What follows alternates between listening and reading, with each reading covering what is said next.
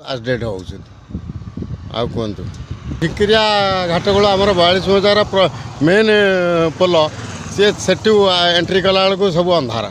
से भी आक्सीडेंट हो बहुत जोरसोर ये नीति नियम कि कौटी अंधार कौटी आलुओ ये सब निजकर करिया कथा सरकार तो बुझुना आम कौन कहूँ आम जिते कहले भी सुधा ताको से सरोज पट्टनायक घर कुलसरी चुआ। हाँ मु डाक्तर अरविंद नंद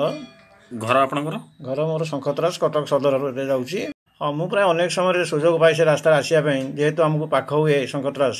से बाटे आसबार देखुची दिन में लाइट मिजी जलुची राति किंतु मोटे जलूनी बहुत गुटे एक्सीडेंट होची तेणु उच्च कर्तृपक्ष को आम अनुरोध करुचु जे विद्युत विभाग आ प्रति दृष्टि दौ एटी ना बहुत किसी असुविधा होची लोक मैंने जीवा आसबार असुविधा होची चोरी डकैती बहुत घटुची। आम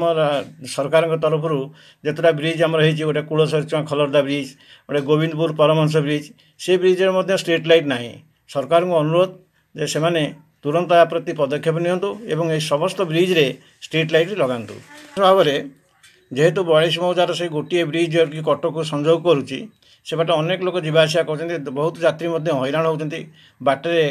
गाई गोरु एम सब शोचती जहाँद्वारा कि इलेक्ट्रिक ना द्वारा लाइट ना द्वारा लोक मैंने आक्सीडेंटर सम्मुखीन होती सरकार या गुरुत्व सहित विचार करूँ एवं शीघ्र स्ट्रीट लाइट सजाड़ार व्यवस्था करूँ।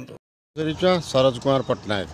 बहुत होम कुलसर टांगार कम से कम 3-4टा आक्सीडेंट ये वर्षक भितर किंतु कौन करा स्पीड रे गाड़ी चलाउछंती।